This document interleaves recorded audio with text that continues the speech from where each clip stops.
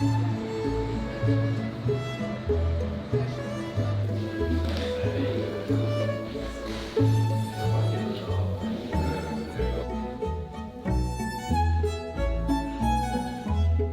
moi, il y a une pièce vraiment extraordinaire, c'est le grand cabinet. Le cabinet d'angle du Dauphin, qui est une des pièces les plus somptueuses du palais, avec une décoration magnifique qui vraiment nous emporte au plus haut moment de l'art de Louis XV, l'art rocaille, donc au début de l'installation du Dauphin ici.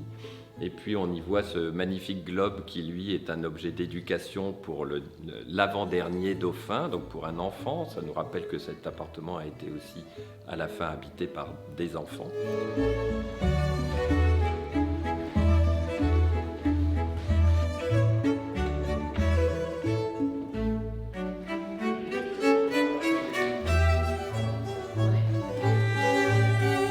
Toute restauration est un challenge et on s'en rend compte tous les jours à Versailles, quel que soit le type de restauration, à cause de l'inexorable disparition de ces métiers d'art, de ces métiers extrêmement spécifiques liés au décor intérieur ancien.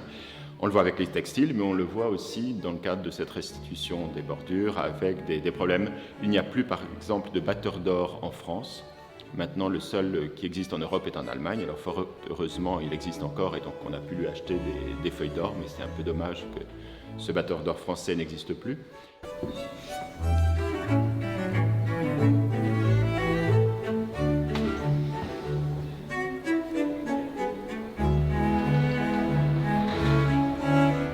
Le travail principal qui a été fait ces derniers mois sur cette pièce a été d'essayer de retrouver les couleurs d'origine.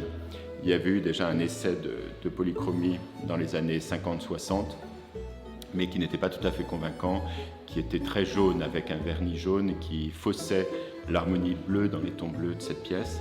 Et donc il y a eu des recherches. Alors malheureusement, les boiseries avaient été décapées au XXe siècle, donc on n'avait plus beaucoup d'éléments d'origine de la polychromie, mais on en a quand même retrouvé.